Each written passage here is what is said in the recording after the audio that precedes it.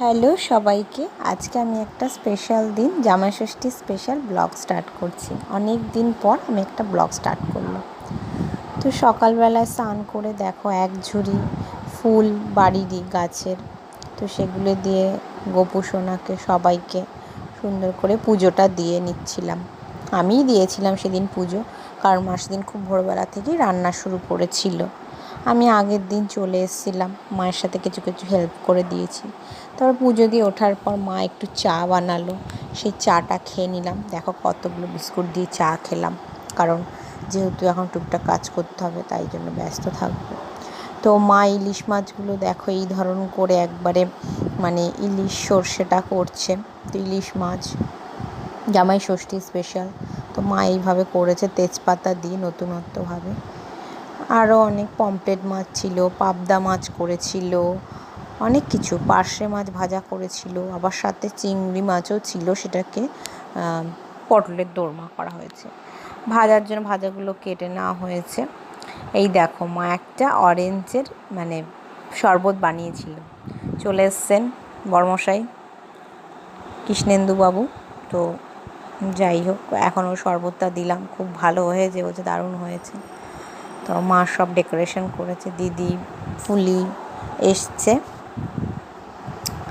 এখন সবাইকে মা খাবারের জন্য রেডি করে দিয়েছে, ফল আর মেখে দিয়েছে, ফল ধান দুব্বো আশীর্বাদের জন্য সবগুলোই রেডি করা হচ্ছিল। তো বাবাকে ডাকছিলাম, তো বাবাকে দেখতে পাচ্ছিলাম না, ওই জন্যই আমার বরমশাই জিজ্ঞাসা করছিল বাবা কোথায়। তো এখন আশীর্বাদ পর্ব চলছে, ওরা আমিও বসে গেছি। আমাকেও মা প্রত্যেকবারই আমাদের দুজনকে নিয়ে আশীর্বাদ করে আগাগোড়াই। দিদি জামাইবাবু আগে পিসির মেয়েরাও সব আসতো, খুব মজা হতো। তো এইভাবেই আমাদের আশীর্বাদ পর্ব করতেই হবে। তো এটা করার পর গিফট নিলাম, দিলাম, খেলাম, মা খাইয়ে দিচ্ছে, খাচ্ছি। ফলারটা আমাদের খেতেই হয়, আর আমার পাশে বড়বাবু বসে বসে মিষ্টি খেয়েই যাচ্ছে, ফল মিষ্টি এগুলো খেয়েই যাচ্ছে। যাকে ভালো, ওরই তো দিন আজকে, তো ওই খাবে, আমরাও খাবো, বলি ও খাবে। যাই হোক, এবার দিচ্ছে গিফট মা। আমিও দিয়েছিলাম গিফট, বর দিয়েছিল, আগেই দেওয়া হয়ে গেছে গিফট। একটু ফটোও ক্লিক করে নিলাম। আমার দিদির মেয়ে ফটো ক্লিক করছে। এবছর জামাইবাবু থাকতে পারলো না, হঠাৎ করে এমার্জেন্সি ভাড়া চলে আসলো, ওই জন্যেই চলে যেতে হয়েছিল, টাইমও দেবে পৌঁছাতে পারেনি। তো ঠিক আছে, জামাই আছে, কি হয়েছে, তো মেয়ে তো আছে, মেয়ে আছে, নাতনি আছে, তো ওদেরকেই আমাদের আশীর্বাদ পর্ব করতে হয় ষষ্ঠীতে। তো এবার মামি বোন সব চলে এসেছিলো, দিদি সবাই ছিল। তো এই ঘরের মধ্যে বসে আমরা সব চা খাওয়া শরবত খাওয়া হচ্ছিল। এই তখন 1টা বাজে। তো সবাই মিলে খুব গল্প করা হচ্ছে, তাই আমি একটু ভিডিও শ্যুট করছিলাম। সবাই বলছিল একটু ফটো তুলবো। আমি যে ভালো, খুব ভালো, আমি দেখে নাও, সুন্দর সুন্দর অনেক ফটো তুলে দিয়েছি, খুব ভালো ভালো। এখানে আমাদের খাওয়া দাওয়ার আয়োজন হয়ে গেছে, দেখো কত কি আয়োজন করা হয়েছে খাওয়া দাওয়ার। অনেক কিছু খাওয়া দাওয়া আয়োজন করেছিল আর সাজিয়েছিল আমার বোন। ও সব কটাই খুব ভাল লেগেছে, যেহেতু মাছ ভালোবাসে, পুরোটাই মাছের উপর আমি ডেকোরেট করেছি, পুরো মাছটাই করেছে।